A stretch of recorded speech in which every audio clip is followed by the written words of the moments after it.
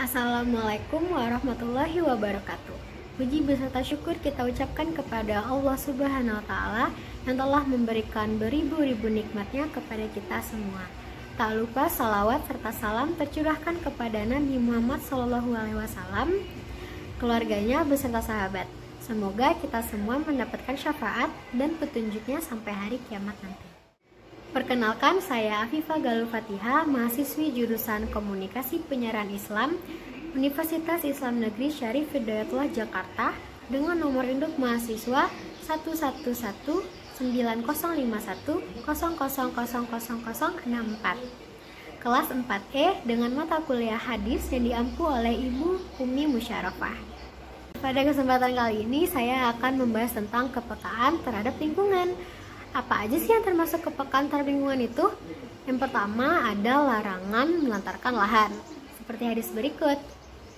Haddatsana Muhammadu bin Yusufa haddatsana Lauza'i yuqala haddatsani Ata'u an Jabir radhiyallahu anhu qala kanat lirajali min nafdulu ardina faqalun wajiruha habis sulusi warubu'i wan nufsi faqalan nabi sallallahu alaihi wasallam mangkanat selahu ardu falyazra'aha aw liyamnaha khaf wa in abi fayumsik ardah, yang artinya Jabir bin Abdullah radhiyallahu anhu berkata, dahulu ada beberapa orang memiliki beberapa tanah lebih.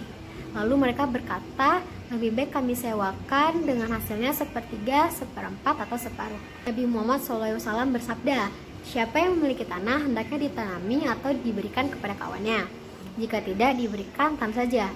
Nah, dari hadis ini kita dapat tahu nih satu cara agar tanah tersebut dapat bermanfaat, yaitu dengan menghibahkannya kepada orang lain. Dengan demikian tanah kita tidak terlantarkan, kita juga memberikan pekerjaan kepada orang lain. Nah, hal itu menunjukkan bahwa Islam sangat memperhatikan lingkungan dan kemaslahatan bagi umatnya. Nah, kepekaan terhadap lingkungan yang kedua ada pujian dalam menanam pohon untuk pelestarian lingkungan. Seperti hadis berikut, An Anas bin Malik radhiyallahu anhu qala Rasulullah sallallahu alaihi wasallam, ma min muslimin yahrisu gharsan aw yazra'u zar'an fayakulu minhu tayran aw insanu aw bahimatu illa kana kalahu bihi sadaqah, yang artinya Anas radhiyallahu anhu meriwayatkan bahwa Rasulullah SAW bersabda, tidak ada seorang muslim pun yang menanam tanaman kemudian dimakan burung, manusia atau binatang lainnya, melainkan tercatat untuknya sebagai sedekah.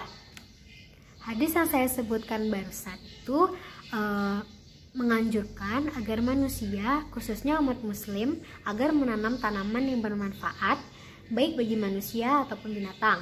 Nah, dan apabila tanaman tersebut sudah berbuah dan dimakan oleh manusia ataupun binatang, dia akan mendapatkan pahala sedekah dari setiap buah yang dimakan, termasuk buah yang dicuri. Nah, hal itu menggambarkan betapa Islam sangat menghargai usaha manusia untuk memakmurkan dan memanfaatkan tanah. Karena tanaman yang ditanami pasti akan bermanfaat bagi manusia maupun makhluk Allah yang lainnya. Yang terakhir, larangan buang air kecil di air tergenang yang nantinya akan menyebabkan pencemaran lingkungan. Hadisnya ini, qala la yabulanna ahadukum fi ma'id da'imil ladzi la yajri thumma yahsilu fih, yang artinya Abu Hurairah meriwayatkan bahwa Rasulullah SAW bersabda, janganlah seorang di antara kamu buang air kecil di air diam yang tidak mengalir, kemudian dia mandi pada air tersebut. Nah, maksud dari hadis tersebut adalah air yang tidak mengalir akan menampung apa saja yang masuk ke dalamnya, baik itu kotoran maupun najis.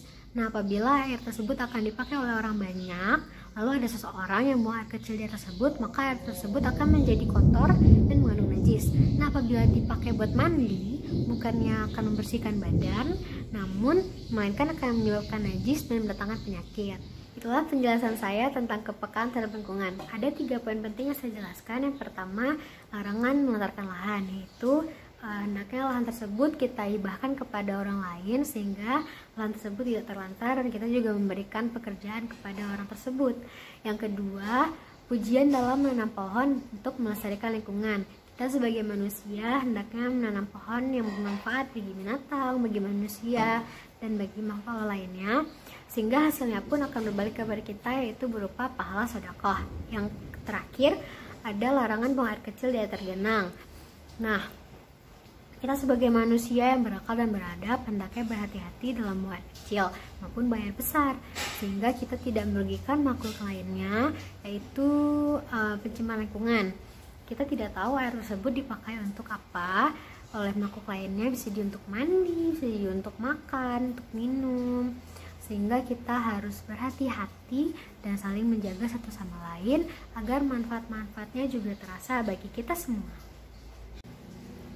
Itu yang dapat saya sampaikan. Mohon maaf apabila ada kesalahan dan kekurangan. Assalamualaikum warahmatullahi wabarakatuh.